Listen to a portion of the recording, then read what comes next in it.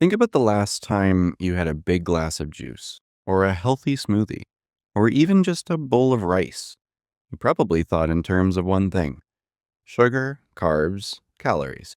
But here's the weird part: two of the main sugars in that meal, glucose and fructose, can have almost opposite jobs inside your cells. Glucose is treated like fuel. Fructose can behave more like a signal telling your body what to do with that fuel. And that signal does something really strange. Instead of just giving you energy, it can temporarily make your cells feel like energy is scarce, even when you just ate a huge meal. That fake energy shortage can push your body to store more, move less, and change how hungry you feel without you ever noticing that the switch was flipped. So, why are glucose and fructose always lumped together as just sugar? And what changes when we stop thinking of them as calories and start thinking of them as messages? I'm Chris Mearns, and this is the fructose model. Let's start with the everyday experience. You eat a bowl of oatmeal. A couple hours later, you feel steady, maybe a bit hungry again, but not wrecked. Now compare that to polishing off a big soda or a glass of fruit juice. Same grams of sugar on the label. But for many people, the crash, the cravings, and that wired and then tired feeling are totally different. On paper, it looks simple. Both meals gave you carbohydrates. Both end up as sugar in the blood. So why does your body seem to react in such different ways? Here's the first clue.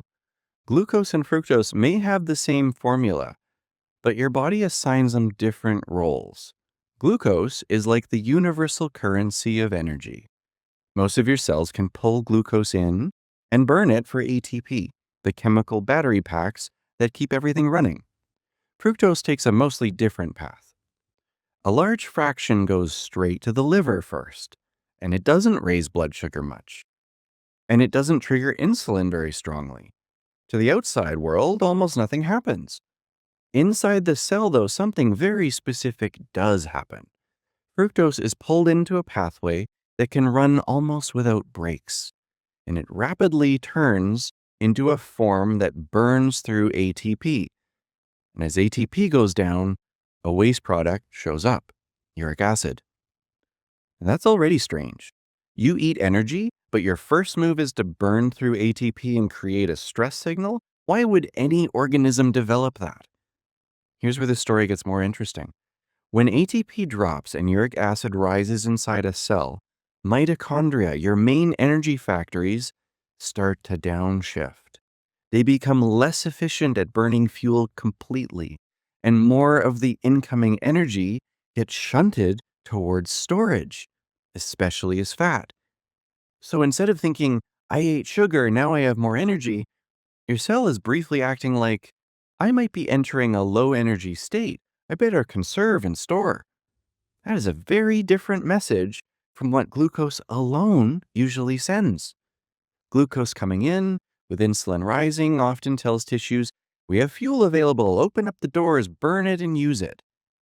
Fructose flips the story to, we might be in a time of plenty right now, so let's prepare for a time of scarcity later. But if that's true, why does almost every nutrition label just show total sugar, as if all grams are created equal? To see why this matters, let's zoom back to your lived experience. Imagine 2 different days. Day 1, you eat mostly starches and whole foods: bread, rice, potatoes, and maybe some fruit. Your blood sugar rises, insulin does its job, and your cells get a straightforward message: fuel is here, use it. Day 2 comes, and you eat roughly the same calories and similar carb grams, but more of it comes from sweetened drinks, desserts, and fruit juices, where the fructose load is higher and arrives faster. Same macro numbers, but very different signals inside the cell. On day 2, your liver is seeing more fructose and in a shorter window, and so your ATP dips, and uric acid inside the liver cells goes up. Mitochondria ease off high-efficiency energy production and start favoring pathways that store fuel, especially as fat. And you might still feel energized for a moment, because dopamine systems and taste are lighting up, but under the surface, you're quietly being nudged towards conserving and stockpiling. Now, here's the twist. That doesn't mean that fructose is evil.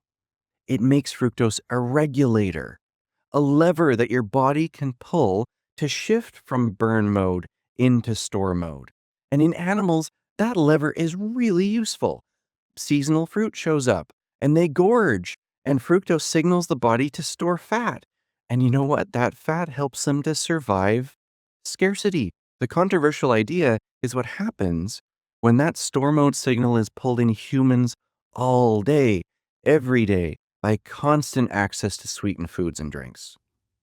Cell studies show that when fructose metabolism pulls ATP down and pushes uric acid up, mitochondria change their behavior and oxidative stress can rise. That's the cellular version of a car that's revving the engine but clogging the exhaust. Now let's bring this back to real life. You might feel tired after meals instead of energized. You might gain fat even when your calories don't look outrageous. You might be told it's just about willpower or a calorie is a calorie. But at the cellular level, the message might be closer to your mitochondria are being nudged into a storage biased mode. You're not just eating fuel, you're triggering a fuel management program. This is where we need some caveats. Most of the detailed mechanism work comes from animal models and cells. Human studies confirm that high fructose loads can shift liver fat and metabolism, but real-world diets are messy, and total pattern matters more than any single molecule. So this is a model still, not a verdict, but it really raises a powerful question. Because if fructose is acting less like a pure fuel and more like a switch that can bottleneck how we use energy, how does that change the way we interpret almost everything we see in nutrition research? Let's answer the mystery directly.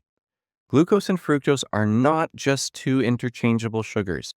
Glucose is primarily a fuel. Fructose is more like a regulatory signal that can push your system towards storing energy and slowing it down. And that's why they're grouped together as sugar on a label, but behave so differently once they cross the cell membrane. One fills the tank, and the other can quietly change how your engine runs. When we see fructose this way, a lot of nagging puzzles in nutrition start to make more sense. Why do liquid sugars seem to drive more weight gain and liver fat than solid starches with the same calorie count? Why can people feel weirdly tired and hungry even in an environment overflowing with food? It may not just be too many calories. It may be that a regulatory signal designed for scarcity is being triggered in a world of abundance. So the reframe is this. Fructose is not simply extra calories to avoid. It is a metabolic message. In small natural contexts, whole fruit, occasional sweetness, that message might help fine-tune how we store and use energy. When the message is amplified and constant, it can act like a cellular energy bottleneck. ATP dips, uric acid rises, mitochondria downshift, and your whole system leans towards conservation and storage, even while you're surrounded by food. Why does this matter for you?